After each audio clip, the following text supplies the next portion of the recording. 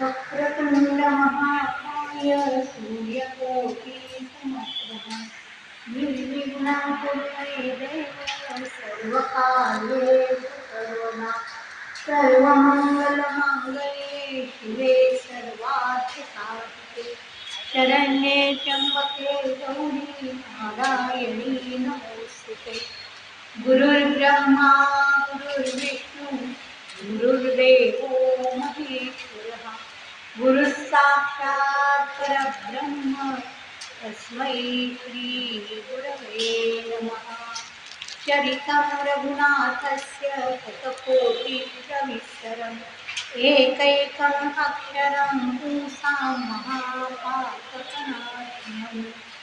बोला राजाधिराज प्रभु रामचंद्र भगवान की जय। पवन सुत हनुमान की जय।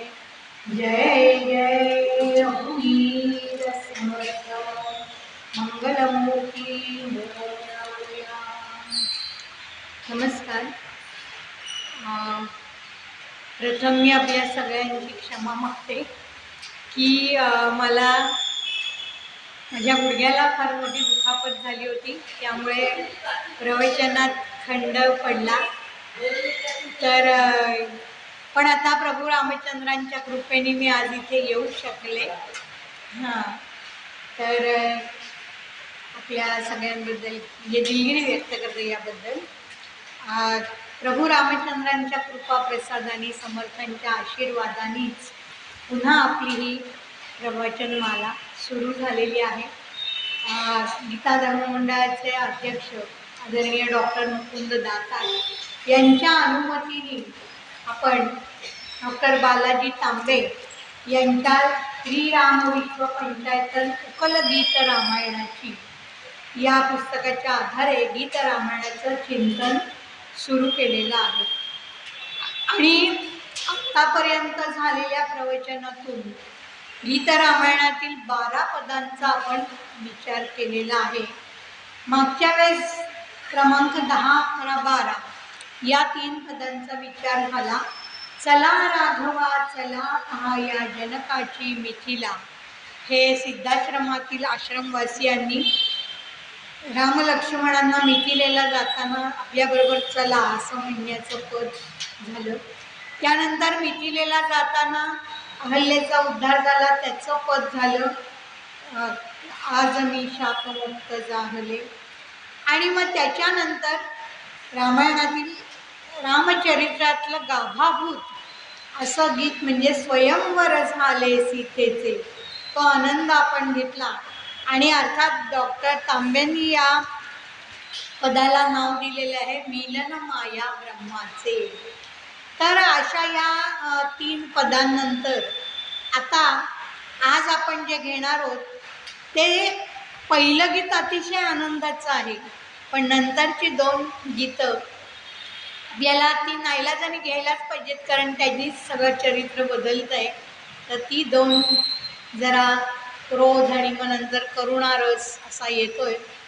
तर व्हायचे राम अयोध्यापती सखे ग आनंद सांगू किती, हे जे पद आहे त्या पदाला जे सगळ्या अयोध्यावासींनाच ह्या पदातून म्हणजे आनंद इतका झालेला आहे की आपल्याला सुद्धा श्री रामचंद्रांच्या राज्याभिषेकाचे वेध लागतात। म्हणून डॉक्टर तांबे या गीताला नवशीर्षक जे देतात ते वेध राज्याभिषेकाचे असं त्यांचं शीर्षक आहे। तर रामाच्या राज्याभिषेकांचे वेध कोणाला लागले याची पार्श्वभूमी, कोणाला लागले आणि कसे लागले याची पार्श्वभूमी डॉक्टर सांगतायत। श्रीराम हे आता गृहस्थाश्रमी झाले, मागच्या वेळेस विवाह झालेला आहे। आणि श्रीराम म्हणजे तर विष्णूंचाच अंश आहे। पण कसं आहे की पृथ्वीच्या पाठीवर आता नरतरुधारी असे श्रीराम आल्यामुळे त्यांना तिथले काही नियम पाळावेच लागतात, पर्याय नाही। श्रीरामांचा गृहस्थाश्रम सुरू झाला अतिशय समाधानाचा, आणि केवळ राजपुत्रच म्हणून नव्हे तर सर्वच अंगांनी राजाचे गुण अंगी असलेले असे परिपूर्ण राजबिंड व्यक्तिमत्व रामांचं आहे, आपल्याला माहिती आहे. दशरथ राजांनी लहानपणापासून लक्ष ठेवलं असल्यामुळे रामांची प्रगती इतकी प्रभावी आणि जलद झाली होती की त्यांच्या हाती राज्यकारभाराची सूत्र सोपवण्याचा निर्णय राजांनी घेतला. दशरथांची आता निवृत्ती आहे, त्यामुळे ते आश्रमाला धरूनच आहे. म्हणजे जसं आपण म्हणतो ब्रह्मचर्याश्रम, गृहस्थाश्रम, वानप्रस्थाश्रम, तर वानप्रस्थाश्रमाच्या अवस्थेत ते बरोबर निवृत्त होत आहेत, हे नियमाप्रमाणेच आहे. आता स्वतःहून ही सत्ता पदावरूनची निवृत्ती घ्यायची हे एक महत्त्वाचं वैशिष्ट्य त्यांच्यामध्ये आहे. नाहीतर पद सोडणं लोकांना अवघड असतं आणि तरुण पिढीच्या हाती सत्ता सोपवणं हा एक भाग त्याच्यात आहे. आणि बुजुर्गांच्या मनामध्ये असा विश्वास असणं की या तरुणांच्या हाती राज्य दिल्यावरही उत्तम होईल, हाही त्याच्यामधला भाग आहे. तर असं या रामराज्यामध्ये या दोन्ही गोष्टींचं महत्त्व आहे. आणि मग घरातली सगळी मंडळी, नातेवाईक, अयोध्यावासी, गुरुजन, मंत्री या सगळ्यांचा निर्णय हाच होता. आपल्या मनामध्ये सगळ्यांच्या मनात तोच भाव होता की आता रामांना राज्याभिषेक व्हावा. आणि मग राज्याभिषेकाचा मुहूर्तही लगेच काढला गेला. राज्याभिषेक होणार म्हणजे अर्थात सीता महाराणी होणार, म्हणजे राजाची पत्नी ती राणी, आपोआप तिला तो मान मिळणार.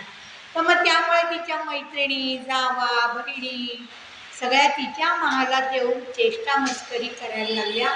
आणि अशाच आशयाचं प्रास्ताविक या गदिमांचा सूत्रधार या पदासाठी करतो.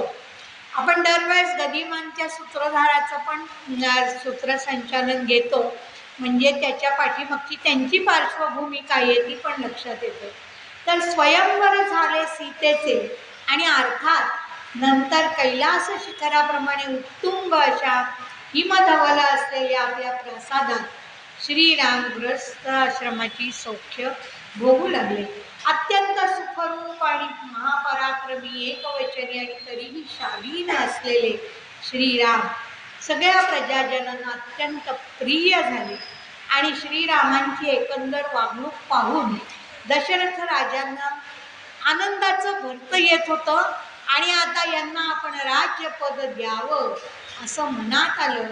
आणि आता श्रीरामांच्या स्वाधीन राज्य करावं आणि आपण आता सुखाच्या विश्रांतीचा लाभ घ्यावा, असा हा विचार त्यांनी सगळ्यांना सांगितला. आणि या विचाराला लोकांनी होकार पण दिला, कारण त्यांच्या मनात पण तेच होतं. आणि मग चैत्र मासी पुष्य नक्षत्रावर श्रीराम सिंहासनस्थ होणार असं जाहीर राजांनी केलेलं आहे, दरबाराने केलेलं आहे. तर आता त्यावेळेस या सगळ्या उर्मिला, मांडवी, श्रुतकीर्ती, तिच्या जावा आणि बहिणी त्या आहेतच, तर यांच्या मुखातून हे उत्स्फूर्त असं आनंदाचं पद येतं. आनंद सांगू किती सखे ग, आनंद सांगू किती, सीता वल्लभ उद्या व्हायचे अयोध्यापती. तर आता सीता वल्लभ म्हणजे पुन्हा पतीचे, पण आता ते अयोध्येचे पती होणार.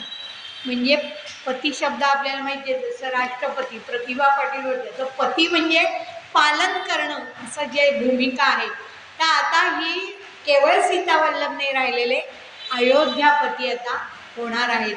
आणि मग या सगळ्या जणी आपल्या मोठ्या बहिणीला सांगतायत त्यांच्या पदामधून, सिंहासनी श्री राघव बसता, वामांगी तू बसशील सीता, जरा गर्विता जरा लज्जिता, राजभूषणा भूषविलही कमनीय तव आकृती, सखे ग आनंद सांगू किती, गुरुजन मुनिजन समीप येतील, सप्त नद्यांची जले शिंपतील, उभय पुळे मग कृतार्थ होतील, मेघाहुनी उच्च रवानी, झडतील गे नौबती. मग अशी बऱ्याच नौबती वाजत होत्या. म्हटलं आज आता प्रवचन बऱ्याच दिवसांनी आपलं होत आहे, पण आपण एवढा पाऊस असून आलात म्हणून मला बोलायला उत्साह आलेला आहे. भरत्या सम तुझं जनी मान्यता, पतीसह तुला मान्यता मिळते, राज्ञी पदगय तुला लाभता, पुत्राविण तू होशील माता, अखिल प्रजेच्या मातृपदाची तुझ करणे स्वीकृती. तिला तिची जबाबदारी सांगतायत की राजाची राणी झालीस तू, पण सगळ्या प्रजेची पण तू माता आहेस. तुझ्याच अंकित होईल धरणी, कन्या होईल मातृस्वामिनी. भाग्य भोगिले असले कोणी, फळा फुलांनी बहरून राहील सदा माऊली क्षिती. आनंद सांगू किती. तर या पदाच्या पहिली ही जी चार कडवी आहे त्याचं विश्लेषण करताना डॉक्टर तांबे म्हणतात की मोठ्या बहिणीचे यजमान उद्या अयोध्यापती होणार आणि या गोष्टीचा या साऱ्या बहिणींना निखळ आनंद होता. द्वेष मत्सर कुठेही नव्हता. रामांच्या शेजारी बसलेली तू कशी दिसशील, ते सिंहासनावर कसे बसतील, अशी चेष्टा मस्करी सुरू होती. अत्यंत जवळच्या लोकांनी केलेल्या माफक निकोप चेष्टा मस्करीचा आनंद असा द्विगुणित होतो. आणि याचा हा विरुद्ध मानवी पैलू गदिमा आपल्याला या गीतातून दाखवतात. एका अर्थाने राणी ही जी भूमिका आता स्वीकारायची आहे, तर राणीने दिसावं कसं, राजा शेजारी बसावं कसं, वागावं कसं, अशा या सगळ्या शिष्टाचारांची आठवण या धाकट्या बहिणी करून देत आहेत. आणि मग आपल्या मोठ्या त्या सगळ्या लहान आहेत, तिच्यापेक्षा त्या मोठ्या आहेत, पण मोठ्या असल्या तरी तिला ते सांगतात की तुला आता असं करावं लागेल. आणि कसं आहे की रामांची पत्नी ही राणी होणार, पण तिच्यामध्ये सुद्धा राणी होण्याची पात्रता आहे. नुसतीच राजाची बायको म्हणून राणी असं नाहीये, तर मुळात ती सुंदर होतीच. महाराणी पद प्राप्त केल्यानंतर त्या स्थानाचा म्हणून एक अभिमान हा निर्विवादपणे तिच्या वागण्या बोलण्यात उमटणार. त्यात पुन्हा ती जनकराजांची कन्या आहे, तरीही राजदरबारात पती शेजारी बसल्यावर आप्त स्वकीयांना पाहताना तो सलज्ज स्त्री सुलभ भाव तिच्या चेहऱ्यावर उमटू शकेल. आणि मग तो गदिमांनी आपल्या शब्दांमध्ये नेमका टिपला आहे. राज्याभिषेकाच्या सर्वात महत्त्वाचा भाग म्हणजे ऋषीजन आणि मुनिजन यांचे समीप आशीर्वाद. कारण आपल्याला माहिती आहे पूर्वी राजावर धर्माचा अंकुश असायचा, तर या ऋषीमुनींच्या पाठिंब्याशिवाय आणि सदिच्छेशिवाय राजसत्ता उभीच राहू शकत नाही. म्हणून राज्याभिषेकाला ते हवेतच. त्याबरोबरच जनमान्यताही महत्त्वाची आहे. राज्याच्या कानाकोपऱ्यात पसरलेल्या जनतेने या शुभप्रसंगी आपल्या भागातील पवित्र नद्यांचं जल आणावं. याचा अर्थच असा की अशा छोट्या मोठ्या नद्या मिळून साम्राज्याचा सागर तयार होतो. आणि मग चांगल्या भावनेने आणलेले जल म्हणजे शुभ कार्याचं महत्त्वाचं साधन आहे. नद्यांचे वैविध्य जेवढे मोठे तेवढी लोकसंपर्काची व्याप्तीही मोठी. श्रीराम हे इतके भाग्यवान की त्यांच्या राज्याभिषेकासाठी 7 नद्यांचं जल आलेलं आहे. म्हणजे त्या नद्यात जणू धावत आल्या आहेत अशी कल्पना तांबे मांडतात. राणी म्हणजे जणू आईच. हे पद नुसतं शोभेचं नाही आणि केवळ सिंहासन भूषवण्याचं तर नाहीच नाही. निसर्ग नियमाने तिला तिची मुलं स्वतःची मुलं बाळ होतातच, पण एकदा सम्राज्ञी पद प्राप्त केलं की तिच्याकडे प्रजेचे मातृत्व आलं. जसं आपण म्हणतो की राजा हा पुत्रवत प्रजेला सांभाळतो, तसंच हिचं राणीची पण तीच भूमिका आहे. आईच्या वात्सल्याच्या आणि प्रेमाचा असा तिचा दृष्टिकोन प्रजेकडे पाहण्याचा हवा आहे. आणि मग कसं आहे की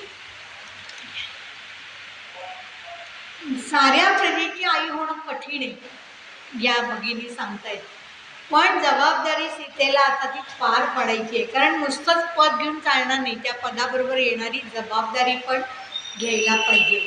आणि मग डॉक्टर तांबे काय म्हणतात की राणी पद आता अस्तित्वात नाही, पण सत्ता केंद्रात असणाऱ्या स्त्रीने आजही कसं वागावं याचा वस्तुपाठ गीत रामायणामध्ये स्पष्टपणे दिसतो. म्हणजे या पदांमधून आत्ताच्या काळात आपल्याला काय काय घेता येईल असेही दृष्टिकोन याच्यात आहेत. सीमा ही भूमिकन्या आहे आणि तिने जर मनावर घेतलं तर पृथ्वी नक्कीच फळाफुलांनी भरून जाईल. आणि असा आशावाद इथे का आला आहे, तर शेती, दूध दुभतं, फळफळावळ हेच त्या काळचं ऐश्वर होतं. आणि भूमिकन्येच्या राजस्पर्शाने साऱ्या अयोध्येला समृद्धीची झळाळी प्राप्त होईल असा विश्वास त्यांच्या ठाई दिसून येतो. पुढे या सख्या काय सांगतायत? त्या म्हणतायत, पतित पावन रामा संगे पतित पावना तोही सुभगे, पृथ्वीवर या स्वर्ग सौख्य घे, तिन्ही लोकी भरून राहू दे तुझ्या यशाची ज्योती. म्हणजे राम जसे पतित पावन आहेत, त्यांना साजेशी सीता सुद्धा पतित पावनच आहे आणि त्यांच्यामुळेच पृथ्वीवर स्वर्ग सौख्य प्राप्त होणारे असं रामराज्य घडणार आहे. महाराणी तू आम्ही दासी, लीन सारख्या तव चरणासी, कधी कोणती आज्ञा देसी, तुझी या चरणी लीन राहू दे सदा आमची मती. शेवटी आपली मती कशी आहे तेच महत्त्वाचं आहे, सुमती पाहिजे. तर ही राणी झाली, जरी आपली जाऊ आहे, बहीण आहे, तरी आम्ही तिच्या दासी म्हणून तिच्या पायाशी लीन राहू, ही भूमिका सुद्धा त्यांची महत्त्वाची आहे. म्हणजे याच्यामध्ये असा निरालसपणा असा सगळा भाग आहे.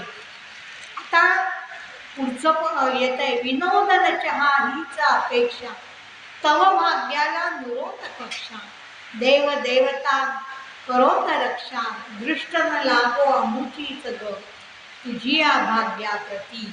ते ईश्वर कृपा ही फार महत्त्वाची आहे. आणि आता शेवटच्या कडव्यामध्ये महत्त्वाचा भाग येतो, ओळखीचे बघा आले पदर गो. गदिमांची शैली कशी आहे की कोणाचे पद आलेत, ओळखीचे, म्हणजे ती चाहूल जी लागते आपल्या माणसाची ती आपल्याला बरोबर कळते. आणि पुढे ते म्हणतात, सावलीतही दिसते सौष्ठव. त्या सावलीमध्ये सुद्धा त्यांची अंगयष्टी दिसत असेल तर ती रामांचीच आहे. तुला भेटण्या येती राघव बालिश नयनी, तुझ्या येई का लज्जेला जागृती. पूर्वी हा लज्जा वगैरे भाग होता की तर तसं ते निरागस असं सहज भाव चेहऱ्यावर यायचा की आपले पती आलेत वगैरे असं. तर या पदाच्या शेवटच्या 4 कडव्यांचा आशयाचं विवरण करताना डॉक्टर तांबे म्हणतात, दुसऱ्याच्या सुखात आपलं सुख मानण्याची वृत्ती मनाचा आणि आत्म्याचा मोठेपणा दाखवणारी अशी असते. कारण दुःखात सहभागी होणं सोपं आहे, आनंदात सहभागी होणं अवघड आहे. सीतेच्या बहिणी इतक्या आनंदात आहेत की सीतेचे सम्राज्ञी पद आढळ राहावं यासाठी तिच्या चरणांच्या दासी व्हायला त्या तयार आहेत. सीता आता केवळ आपली बहीण राहणार नाही तर महाराणी होणार याची जाणीव ठेवून त्या म्हणतात, तू देशील ती आज्ञा आम्हाला शिरसावंदी आहे. आपल्या जवळच्या माणसाला खूप सुखाचे दिवस आले की त्याच्या आयुष्यात अतीव आनंद आला की निकटजनांच्या चेहऱ्यावर एक हुरहुर आणि काळजी नकळत काजळी धरते. म्हणजे मनात जरा भीती वाटते, असं सगळं होणार आहे ना छान वगैरे. मनात सहज विचार येतो, भाग्याचा क्षण जवळ येत असताना काही विपरीत तर होणार नाही ना. म्हणून या बहिणीत स्वतःला उद्देशून म्हणतायत की तुझ्या भाग्याला आमची दृष्ट लागायला नको, तुझ्या भाग्याला कुठल्याही मर्यादा नसो आणि प्रत्यक्ष देवदेवताच तुझ्या भाग्याचं रक्षण करो. केवळ रक्ताचं नातं असून भागत नाही, तर तांबे म्हणतात आपल्या अंतःकरणात आपल्या आप्तांबद्दल त्यांच्या सुखाचं आणि आनंदाचं चिंतन असावं लागतं. सीतेला तिच्या बहिणींनी निर्व्याज मोठेपणा दिलेला आहे आणि तो तिच्या अंगभूत गुणांमुळे दिलेला आहे. म्हणजे रामांमध्ये जसे राजेपणाचे गुण एकवटले होते त्याप्रमाणे सीतेमध्येही राणी पदासाठी आवश्यक असणाऱ्या गुणांची अजिबात कमतरता नव्हती. आणि असं बहिणीला सीतेला त्या चिडवता चिडवता हळूहळू गंभीर होत आहेत आणि त्याचवेळी अचानकपणे ओळखीची पावलं वाचतात. सावली बघून ते सौष्ठव श्रीरामांचे आहे हे ओळखू येते आणि प्रत्यक्ष श्रीराम आपल्या भेटीला आले हे कळताच सीता पुन्हा सलज्ज होते. म्हणजे इतके गदिमांनी बारकावे टिपलेलेत ना सीतेची ही अनेक विध रूपं दाखवून गदिमांनी एक मनोहरी चित्र रंगवले आहे. राम अयोध्यापती होणार हे निश्चित झाले. त्यावेळी सीतेची जी मनोभूमिका होती, कारण ती अशी मोहरून गेली असणार, ते आपल्याला शब्दात असं सांगता येणार नाही. तर हेही या पदातून त्यांनी सहजपणे आपल्याला सांगितलेलं आहे. आणि मग आता ह्या सगळ्या आनंददायी पदानंतर जे 14वं गीत येतं ना, ते मात्र मोडू नका वचनास. तर तांब्यांनी या पदाला दुसरं नाव दिले मत्सराच्या सावटाखाली. कारण काय आहे, केवळ मंथरा आणि कैकेयी यांच्या मत्सर भावानेच हे सगळं पुढचं चरित्र सगळं बदललंय, घटना बदलल्या आहेत. त्याची पार्श्वभूमी डॉक्टर तांबे सांगतात. श्रीरामांना राज्याभिषेक होण्यास सर्व लोकांचं, खरं तर सर्व देशाचंच कल्याण होतं. राजा दशरथांचा हेतूच तो होता. श्रीरामांच्या संभाव्य राज्याभिषेकाची वार्ता पसरताच आनंद ओसंडून वाहू लागला. लोकांच्या उत्साहाला मर्यादा राहिली नाही. दुसऱ्याच्या निर्मळ आनंदाने आपल्या मनात आनंद तर सोडाच, पण हा जो पण आहे ना, हा सगळीकडे घात करतो. तर इथे आता काय घडलं, मत्सर, हेवा, द्वेष हे बाकीच्यांमध्ये कोणामध्ये निर्माण झाले नाही. पण म्हणजे खरं तर श्रीरामांच्या घरात ह्या ज्या म्हणजे सख्ख सावत्र असे काही भेदाभेद नव्हतेच. श्रीराम गादीवर बसण्याचा आनंद कौशल्य इतकाच सुमित्रेला, कैकेयीला यांनाही झालेला आहे. परंतु कैकेयीची दासी मंथरा, आपल्याला माहिती आहे सरस्वतीने येऊन स्त्रूपेढा वगैरे रामायणात कथा आहे मंथरेचा, की ती परदेशातली आहे ना, त्यामुळे तीच एक विचारू शकेल आणि विरोधक ती निर्माण होईल असं. तर ती मत्सराने पेटली आणि तिचं मन इतक्या खालच्या थराला गेलं की तिने कैकेयीचे कान भरले. आणि नुसतेच कान भरले नाही, तर आपले कुविचार कैकेयीला प्रभावीपणे पटवले. आणि नंतर हे कुविचार फक्त मंथरेचे नाही, तर कैकेयीचेही झाले. आणि मग तांबे वैद्यकाच्या दृष्टीने म्हणतात, एखादा संसर्गजन्य रोग पसरावा तसा मंथरेच्या कुविचारांनी कैकेयीचा झपाट्याने ताबा घेतला. म्हणजे आपल्याला सुद्धा एखादा रोग सुरू झालाय तर त्याचा लगेच निचरा केला तर तो ठीक आहे, नाही तर संसर्गजन्य रोग पाहता पाहता पसरतो. कैकेयीच्या मनात मत्सराचं विषारी रोग एका रात्रीत विषवृक्ष एवढे मोठे झाले. म्हणजे असं हे वाईट पसरायला वेळ लागत नाही. वास्तविक मंथरा ही कैकेयीची दासी, तिला म्हणजे शरीराने ती कुब्जा होती, तशीच आता मनाने पण आहे असं ते म्हणतायत. आणि एका मर्यादेपर्यंत नोकरांच्या स्वतःच्या जीवनात नोकरांचा खोलवर प्रवेश करू देणं आणि त्याच्या जवळकीनंतर त्यांचा सल्ला राणीसारख्या या कैकेयीने मानलेला आहे. आणि त्या म्हणजे अधिकार रूढ अशी ती आहे, तरी कैकेयी तामसिक स्वभावाची होती, त्यामुळे हे घडलं. म्हणजे आपण सुरुवातीपासून बघतोय डॉक्टर तांबे सत्व रज तमो गुणांचं पण वैशिष्ट्य सांगत आलेले आहेत. तर तमोगुण इतका घातक आहे ना की आपली विवेकबुद्धीच लोप पावते. म्हणून तमोगुणावर संयम ठेवणं महत्त्वाचं आहे. जो कोणी जे काही सांगेल त्याच्यावर विश्वास ठेवायचा असं करून चालत नाही. आणि हेच लोक आपली घरं फोडतात आणि आपण त्यांच्यावर विश्वास ठेवतो. घरातल्या माणसांवर विश्वास ठेवतो आणि त्यांच्यावर विश्वास ठेवतो, हे चुकीचं आहे.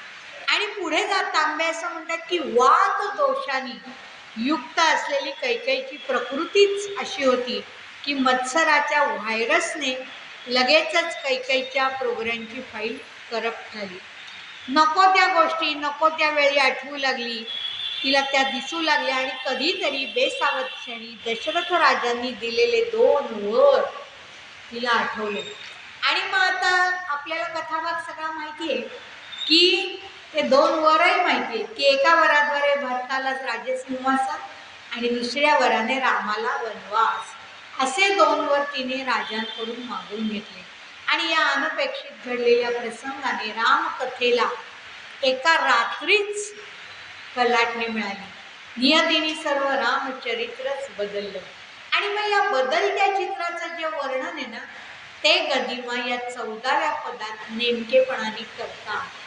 की सूत्रधाराचं निवेदन आपण ऐकलं तर मन क्षणार्धात होणारा बदल आपलं स्वीकारायला धजत नाही. काही विषयी आपल्या मनातही संतापाची ठिणगी, म्हणजे आपण विलन म्हणतो ना तिला, ठिणगी पडते. आपले मन उद्विग्न होते. सहनशक्तीच्या मर्यादा घालणं कठीण जातं. तर अर्थात कैकेयीच्या मनात पेटून उठलेली असूया गदिमा तिच्या मुखातून व्यक्त करतात. आणि गदिमांचा सूत्रधार म्हणतोय, सखे ग आनंद सांगू किती, या निखळ आनंद ओसंडून वाहणाऱ्या पदानंतर येणारं सर्वच आनंदावर विरजण पाडणारं पद आहे. आणि आता ह्याची साखळी नाईलाजाने जोडण्याचा प्रयत्न करावा लागतोय. कारण आत्तापर्यंत कसं झालं, सगळी पदं आपण बघितलं अशा हातात हात घालून आली, त्यामुळे सूत्रसंचालन करणं असं सहज सोपं असं झालं. पण आता मात्र हे सगळं, ही शृंखला मागच्या गाण्याला आता जोडणं ही अवघड होऊन बसली. सूत्रधार म्हणतोय की प्रथम रामांच्या राज्याभिषेकाचे वेध लागल्याचा आनंद तो व्यक्त करतो आणि अगदी सहजपणे उत्साहाने सांगतोय, व्हायचे राम अयोध्यापती या वार्तेने प्रासादाप्रमाणेच या नगरालाही आनंदाचं भरतं आलं. प्रजाजन आनंदोत्सवात मग्न होऊन गेले. तर आता श्रीरामांच्या या दोन्ही म्हणजे सापत्न माता ज्या आहेत त्यांच्यामध्ये आनंद होता आपण बघितलं. पण मंथरा नावाच्या एका दुष्ट कुबड्या दासीने कैकेयीचा बुद्धिभेद केला. हे आता पुन्हा काय येते तर सूत्रधाराचं म्हणून आपण ते घेतलं. भरत शत्रुघ्न अजोळी गेले असताना दशरथ रामाला अभिषेक करतायत या अर्थी त्यातला हेतू शुद्ध नाही. राज्य भरतालाच मिळालं पाहिजे आणि राम येथून टळला पाहिजे असं. कैकेयीने तिला आधी विरोध केला बरं मंथरेला, पण शेवटी तिच्याही मनात असूया नाचू लागली गणपमोरून. आणि मग क्रुद्ध आवाजात कैकेयीने राजा दशरथांना बजावले, मोडू नका वचनास नाथा, मोडू नका वचनास. भरता लागी द्या सिंहासन, रामासी वनवास. मोडू नका वचनास. न लगे सांत्वन नको कळवळा, शब्द दिले ते आधी पाळा. आजोळाहून परत बोलवा, झणी माझ्या भरतास. मोडू नका वचनास. सुतस्नेहाने होऊन वेढे, का घेत आहे आढे वेढे. वचनभंग का शोभून दिसतो, रघुवंशवीरास. मोडू नका वचनास. दंडक वनित्या लढता शंभर, इंद्रासाठी घडले संगर. रथास तुमच्या कुणी घातला, निज बाहूंचा आस. मोडू नका वचनास. नाथ रणित्या विजयी झाले, स्मरते का ते कायल बोलले. दिधले वर तुझ दीन लाडके, दिधले वर तुझ दोन लाडके, सांग आपुलियास. मोडू नका वचनास. म्हणजे गदिमांचं वैशिष्ट्य आपल्याला जाणवतोय की गीताचा आशय कोणताही असू दे ते तितक्याच ताकदीने आपल्यापर्यंत तो पोचवतात. म्हणजे मगाचं आनंदाचं पद, आता सगळं हे मत्सराचं पद, पण तो भाव त्या शब्दांमधून येतो. तांबे म्हणतात एखाद्या व्यक्तीकडून काही मागून घ्यायचं असलं आणि तेही मागणं चुकीचं व कल्याणाचं असलं म्हणजे प्रथम त्याची बुद्धी भ्रष्ट करून त्याला केंद्राळ्या म्हणजे कोंडीत पकडावं लागतं. म्हणजे आता इथे कैकेयीने कुठला मुद्दा काढला, रघुकुल रीती सदा चल आई, प्राण जाय पर वचन न जाही. हा राजांचं वर्म आहे म्हणजे वीक पॉईंट. कैकेयीने बरोबर जोखलं होतं. आणि वर्म अशासाठी की वचन म्हणजेच वर. मग कोणत्या वेळी कोणत्या कामासाठी कोणी कोणास काय दिले याचा विचार न करता वर किंवा वचन दिलं आणि हे पाळायलाच पाहिजे, नाही तर ती सारखी डिवचते की काय मग तुमचा रघुवंश. तर हा दशरथांच्या दृष्टीने धर्म होता ते पाळणं. तर कैकेयी या एकाच मुद्द्यावर अडून बसली होती. आणि आपल्याला माहिती आहे की पूर्वी देवासुरांच्या युद्धामध्ये दशरथांना मदत करायला कैकेयी गेली होती आणि शुक्राचार्यांनी गर्भाची काळी अभिमंत्रित केली आणि त्या दशरथाच्या राजाच्या रथाच्या आसावर टाकली. आणि मग आता रथ डगमगायला लागला. राजांना उभं कसं राहता येणार, चाकं निखळणार की काय असं वाटलं. आणि तेव्हा कैकेयीने तो हात दिलेला आहे आणि त्यामुळे राजा म्हणजे इंद्राला जय मिळवून देणारे असे झाले. तर इथे कैकेयीची एक लहानपणची गोष्ट रामायणात येते की ती अगदी अल्लड वयातली होती, 5-7 वर्षाची. आणि म्हणजे अश्वपती म्हणजे तिचे वडील, त्यांच्याकडे दुर्वास मुनी काही दिवस मुक्कामाला आलेले होते आणि त्यांची सेवा वगैरे सगळं चालू होतं. ही कैकेयी पण त्यांना काही मदत करायची, पूजेची तयारी वगैरे असं. पण ती स्वभावाने अल्लड होती, तिला काहीच कळत नव्हतं. एक दिवस दुर्वास मुनी असे बसलेले होते ध्यान लावून आणि हिनी काय करावं, कैकेयीनी तिकडे ते कोळसे होते भरपूर, त्या कोळशांची पावडर पडते ना, तर त्या कोळशांची पावडर सगळ्या स्वतःच्या हाताला लावली, दोन्ही तळ हातांना काळाकुट्ट दोन्ही हात केले. आणि दुर्वास मुनी बसले होते ना, तर त्यांच्या गालाला असं त्यांनी फासले ते आणि काळे झाले. आपल्याला माहिती लहान मुलं काही पण करू शकतात, म्हणजे आजोबांना काय काय करत असतात. तर तसं त्यांनी दुर्वास मुनींना केलं गंमत म्हणून. तिला काही त्याच्यातलं माहिती नाही की हे मोठे तपस्वी आहेत वगैरे आणि यांना असं लावायला नको. पण ते काय, ते संतापले आणि आधीच दुर्वास मुनी, तर त्यांनी शापवाणी बाहेर पडलेली आहे की तू माझ्या गालाला काळं फासलेला आहेस, तुला तुझ्या जीवनात कायमचा कलंक लागेल, असा कलंक लागेल की तो कधीही जाणार नाही, काळी माच तुझ्या ह्याला लागेल. अश्वपतींना बातमी कळली, ते भराभरा आले. अहो ते म्हणाले ही काय पोरखेळ हिचा, हा हिला काय तुम्ही असा शाप दिलाय, काहीतरी दया करा. आणि मग म्हणून दुर्वासांनी उशाप दिला की माझ्या गालाला तिने हात लावलेला आहे, म्हणजे स्पर्श त्या कणखर तपस्वी ऋषींना झालाय ना, तर ते हात तितकेच बळकट होतील आणि त्या हातांनी ती पतीला मदत करू शकेल आणि मग पती तिच्यावर खुश होईल, असा तो कथाभाग आहे. आणि त्यामुळे आपण दोन्ही बघितलं आता शापाचं कैकेयी, म्हणजे अजून कोणी कैकेयी नाव बी कोणी ठेवत नाही आपल्या कन्येचं. तर असा तो रामायण म्हटलं की कैकेयीला कोणी विसरत नाही, कलंक लावणारी अशी. तर असं तिचं म्हणजे भवितव्य आधी म्हणजे पूर्वी असं घडलेलं असल्यामुळे भवितव्य त्याच्यावर प्रारब्धाचे भोग असतात तसं झालं. पण त्याच्यामुळे रामायण पुढे घडलेलं आहे. तर आता दशरथ राजांचं कसं आहे की तिच्या सौंदर्यावर भाळलेले ते पुरुष आहेत आणि त्यांच्याकडून त्यांनी खरंच तिच्यावर अगदी एवढा विजय प्राप्त करून दिला, म्हणून 2 वर त्यांनी खुशीने तिला दिलेले. आणि त्यावेळेस तिला पण काय सगळंच होतं, तिला काय वेगळं मागायचा प्रश्न नव्हता, म्हणून ती म्हणाली की राहू देत तसेच, वर पुढे कधीतरी मागीन. आणि नंतर ती ते विसरूनही गेली होती वर. पण आता मात्र तिला हा मुद्दा जो आला की राजांना म्हणजे असं म्हणले की तिने ते जंग पछाडलं की कसं मागायचं त्याचा विचार केला आणि तेव्हा तिला या 2 वरांची मदत झालेली होती. आणि तुला काय हवे ते माग असं जे म्हटलेलं आहे ते झालं होतं. आणि मग काय होतं, तांबे असं म्हणतात की व्यवहारात अनेकदा ढोबळ विधाने केली जातात आणि स्वतःला काय हवं याच्यापेक्षा दुसऱ्याने काय करावं काय करू नये याचाच विचार केला जातो आणि त्यातच विनाशाचं बीज आहे. म्हणजे माणूस दुसऱ्याकडनं अपेक्षा करतो की यांनी हे करावं त्यांनी काय करावं, स्वतः काय करावं विचार करत नाही, तसं झालं. आणि मग आपलं म्हणणं गळी उतरवण्यासाठी दुसऱ्याला काही बोलूच न देता आपलेच म्हणणे माणूस पुढे रेटत राहतो. आणि या न्यायाने कैकेयीने भरताला ताबडतोब आजळून बोलवून या असा आग्रह कैकेयीने दशरथांकडे धरला.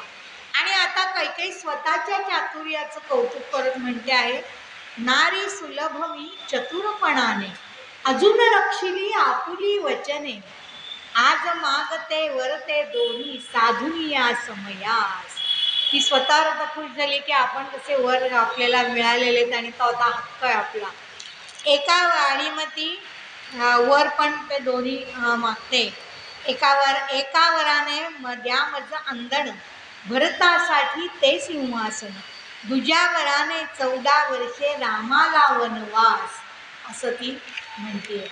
आणि मग पुढे पक्षपात करी प्रेमच तुमचे उणे अधिक ना यात व्हायचे, थोर मुखाने दिलेत वर मग आता का विश्वास, तेव्हा वर दिले ना, आता का मग करताय. प्रासादातून रामा काढा वा वंशाची रीती मोडा, धन्यताच वा मिळवा देवा जागुनी निज शब्दास, मोडू नका वचनास.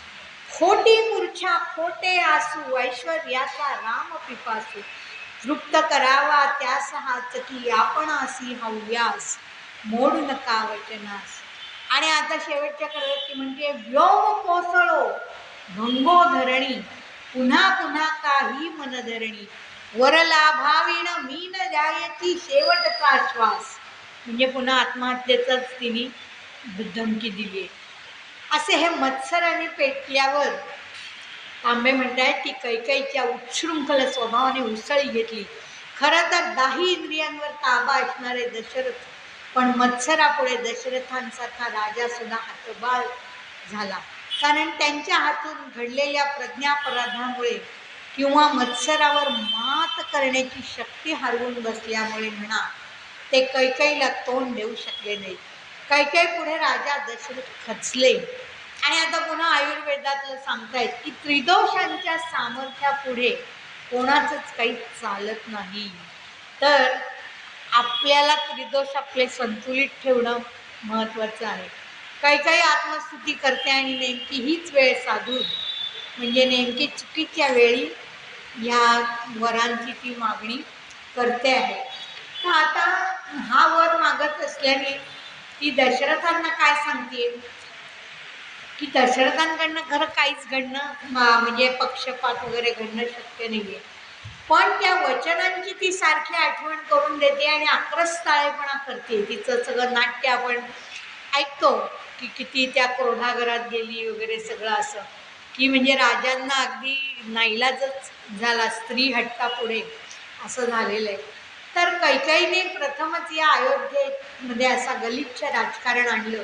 दुर्दैवाची गोष्ट म्हणजे हे द्वेषाचं मत्सराचं कुटील राजकारण दशरथ रोखू शकले नाहीत. अयोध्येच्या इतिहासाला आणि रामायणाला वेगळं वळण देणारा असा हा प्रसंग केवळ द्वेषामुळे मत्सरामुळे, आणि कसं झालं होत्याचं नव्हतं होऊन बसलो, त्यामुळे कुटुंबे आणि घरं मत्सराच्या आगीत बेचिराख होतात आणि साम्राज्याची अक्षरशः राख रांगोळी होते. असा हा मत्सर मंथरेने त्याचं बीजारोपण केलं आणि कैकेयीने तो जोपासला. आणि कैकेयी बरोबर तो नष्ट मात्र झाला नाही. आपण बघतो घराघरामध्ये द्वेष मत्सर, भावंडांमध्ये जावांमध्ये सगळ्यात हा घातक आहे. आणि या मत्सराशी आता प्रभू रामचंद्रांचं वैशिष्ट्य काय आहे की मत्सर वाढला आणि म्हणून हे सगळं झालं, पण प्रभू रामचंद्रांनी या मत्सराशी 2 हात करण्यासाठी कोणती पावलं उचलली ते बघण्यासारखं आहे. तर आता त्यांनी काय केलं त्याची पार्श्वभूमी सांगताना आता पुढचं 15वं पद येतं हां, की नको रे जाऊ रामराया, हे अर्थात कौशल्याचे. त्याची पार्श्वभूमी सांगताना डॉक्टर तांबे म्हणतात श्रीराम म्हणजे जाणीव. शरीराला जाणीव सोडून गेली की ती व्यक्ती कोमात राहिल्यासारखी होते आणि म्हणजेच सगळं जीवन निरर्थक होतं. दशरथांनी अनेक विनवण्या केल्या, समजावून सांगितलं, कितीतरी प्रयत्न केला, पण कैकेयीने आपला हट्ट सोडला नाही. शेवटी कैकेयीनेच रामांना बोलावलं पाठवलं. मान खाली घालून बसलेल्या पित्याची गलित गात्र अवस्था पाहून श्रीरामांना आश्चर्य वाटलं. दशरथांना बोलायचे त्राण आणि धाडस काहीच नव्हतं. भरताने गादीवर बसावे आणि तू 14 वर्ष वनवासात जावे अशी दशरथांची इच्छा आहे असं कैकेयीनेच श्रीरामांना सांगितलं. आणि पित्याचं मौन हीच रामाने आज्ञा मानली. श्रीराम साक्षात जाणीवच असल्यामुळे साऱ्या घटनेचं आकलन त्यांना त्वरेने झालं. कैकेयीचा वर अवहेरून श्रीरामांनी गादीवर बसण्याचा विचार केला नाही, कारण गादी ही त्यांच्यासाठी दुय्यम होती हो. तांबेकर म्हणतात की श्रीरामांसारखी जाणीव आणि चैतन्य जेथे जेथे जाते तिथे तिथे रामराज्याची पाऊलवाटच सुरू होते. ते रानात गेले तिथले राजे झाले. त्यांना काय प्रत्यक्ष गादी पाहिजे असं नाही आहे. प्रभू रामचंद्र हे स्वयंभू आणि स्वयंप्रेरित होते आणि त्यामुळे किंचितही दुःख वा खंत न बाळगता त्यांनी स्वतःला राज्याभिषेक न करवण्याचा निर्णय घेतला. आणि शिवाय कैकेयीने पेटवलेली मत्सराची आग रोखण्याचा तो एकमेव मार्ग होता. श्रीराम विशाल हृदयी होते. सर्व सुखदुःखे सामावयाची वृत्ती म्हणजे श्रीराम. अशा श्रीरामांना दशरथांचं दुःख नाही समजणार, तर कैकेयीचा वर मोडल्याचे पातक आपल्या पित्याच्या माथावर येऊ नये म्हणून श्रीरामांनी वनवासाची वाट पकडली. आणि म्हणून या पदाला तांबे शीर्षक देत आहेत, फुलाऐवजी निवड काट्यांची. आणि कौसल्याने पण तेच सांगितले की मला वनात घेऊन जा, म्हणजे राज्यगादीचा मोह कोणीच ठेवला नाही. म्हणून फुलांची निवड केली नाही आहे, काट्यांची निवड त्यांनी केलेली आहे. आणि मग कसं आहे की रामराज्याचा अर्थच असा की प्रत्येकाच्या अंतःकरणात श्रीराम वास्तव्याला असणं. स्वतःच्या मातेच्या मनातला किंतु टोकदार झालेला असताना म्हणजे कैकेयीचा तिच्या इच्छेविरुद्ध राम गादीवर बसणंच शक्य नव्हतं. राम म्हणजे जाणीव, आणि ही जाणीव जोपासण्यासाठी मन निर्मोही, निर्व्याज, निर्मळ, निगर्वी असं हवं. आणि मनात किंतु आला की जाणीवेची निर्मलता ही नाहीशी होते. आणि ज्या क्षणी कैकेयीच्या मनात किंतु आला त्या क्षणीच तिच्या जाणीवा बधीर झाल्या. तिच्या मनातला श्रीराम निघून गेला आणि राम गादीवर बसणार नाही हे तत्क्षणीच निश्चित झालेलं आहे. आणि मग आता कसं होतं की कौसल्याच्या मुखातून आता हे पुढचं पद येतंय, नको रे जाऊ राम राया. तर या पदाचं प्रास्ताविक गदिमांचा सूत्रधार करतो, तेही अशाच पद्धतीचं आहे. त्यामुळे आता आपण इथपर्यंत येऊयात वेळेसाठी की यौवा राज्याभिषेकासाठी सिद्ध असलेल्या श्रीरामांना कैकेयीने सांगितलं ना सुमंतांना की रामांना घेऊन या, तरी पण सुमंत गेले नाहीत बरं का. त्यांनी राजांची आज्ञा झाली तेव्हाच ते गेले. पण मग आता सुमंत आलेले आहेत रामांना घेऊन. आणि राजा दशरथ म्लान वदन आणि अबोल अवस्थेत खाली मान घालून बसलेले पाहून श्रीरामांना आश्चर्याचा धक्का बसला. श्रीरामांनी डोळ्यांनीच कैकेयीला विचारलं आणि तिने सगळा प्रकार निवेदन केला. ते वरही सांगितले आणि म्हणाले की त्यांना तुला सांगण्याचं धाडस होत नाही आहे, धीर नाही आहे, हां, तर राज्य भरताला मिळावं आणि तू वनवासात जावं असं. तर आता कसं झालं की आदल्या दिवशी सगळं राज्याभिषेक होणार असं होतं आणि दुसऱ्या दिवशी हा प्रकार झाला.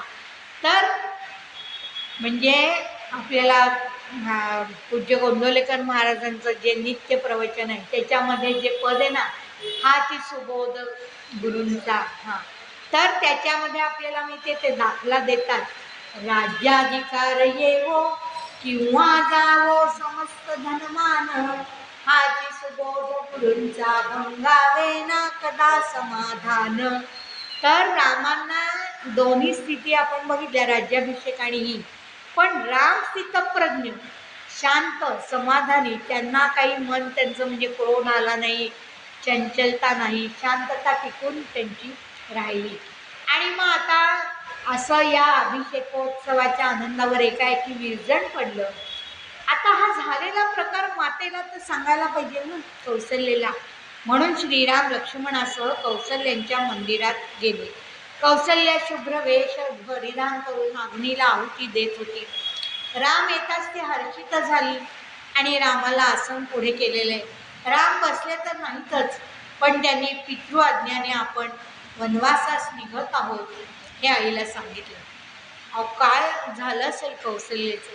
कौसल्या हतबुद्ध तर झालीच, पण कैकेयीचा हट्ट, राजा दशरथांचे वरदान आणि श्रीरामांचं कठोर कर्तव्य पालन कशा कशाचाच तिला बोध होईना आणि श्रीरामाला हृदयाशी कवटाळून ती आर्त स्वराने म्हणू लागली, उंबरठ्यासह ओलांडुनिया मातेची माया, नको रे जाऊ रामराया.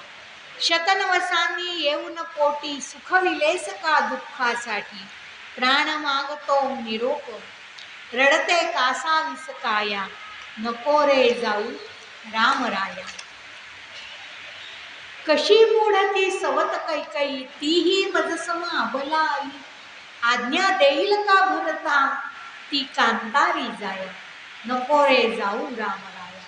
तृप्त होऊ दे तिची लोचने, भरत भोगू दे राज्य सुखाने, वनी धाडिते तुझसी कशास्तव, वैरीण ती वाया. भरताला राज्य होऊ देत, पण तुला का वनवास. आणि याचं विश्लेषण करताना डॉक्टर तांबे म्हणतात की श्रीराम म्हणजे साऱ्या अयोध्येची केवळ जाणीवच नव्हे तर प्राणही होते. रामांचा जन्म झाला तेव्हा अयोध्येत संचारलेली संजीवनी सगळ्या नगरवासियांनी अनुभवलेली होती. त्यावेळेचं चैतन्य डोळं भरून पाहिलं होतं आणि त्यांच्या दृष्टीने श्रीराम आणि अयोध्या म्हणजे आत्मा आणि शरीर असा अद्वैतच होतं. राम जन्माने कौसल्या सुखावली. रामाचा विवाह होईपर्यंत शुभ घडीने तिच्या मातृसुखाला मोहरच आला होता. आणि आता राम राजा होतोय म्हटल्यावर तिला खूप बरं वाटलं होतं. पण आता रामाचं वैजनवासात जाणं तिने कसं स्वीकारायचं. आणि तिला सारखं वाटतंय काय की ही कैकेयी असं करूच कशी शकली, हा तिला मुख्य प्रश्न होता. आणि आपल्या मुलाशी पतीशी असं करताना असा स्वार्थ म्हणजे त्यांच्याशी असं वागणं हे कसं काय ती करू शकते याचंच तिला आश्चर्य वाटलं. आणि मग कसं झालं की कैकेयीला मत्सर वाटला, तिने ते सगळं केलं. आणि आता कौसल्याला पण कैकेयीचा मत्सर जागा झाला. सांगू नये ते आज सांगते, मजहून यांना ती आवडते, आजवरी मी कुणान कथिल्या मूक यातना या, तिच्या नयनीच्या अंगारांनी जळतच जगले मुला जीवनी, तुझ्या राज्य इच्छित होते अंती तरी छाया, नको रे जाऊ रामराया. तर असं त्या कैकेयीचा म्हणजे डोळे दृष्टी ही सतत तिने सहन केलेली आहे. आणि राजांना तीच आवडते वगैरे हे जे सगळं आहे. तर कौसल्याला हे जाणवते की आपण एखादं असं बोलायला नको वगैरे, पण आता तिच्याही मनात मत्सर आलेला आहे. आणि तो तात्कालिकच आहे, पण तरीसुद्धा आलाय मत्सर आणि मत्सर आलेला आहे.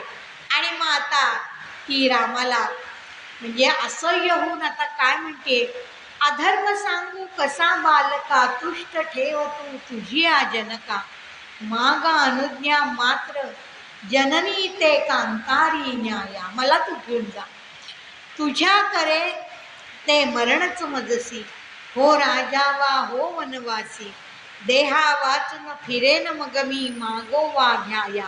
आणि मध्ये एक जमदग्नी सम तू मार मला वगैरे असं पित्याने सांगितलं ना पुत्राला परशुरामाला, तर एक दाखला आलाय. तर आता या अखेरच्या कडव्यामध्ये कौसल्याचं दुःख आत्यंतिक टोकाने व्यक्त होतं की ते ऐकून सुद्धा आपल्याला सहन होत नाही.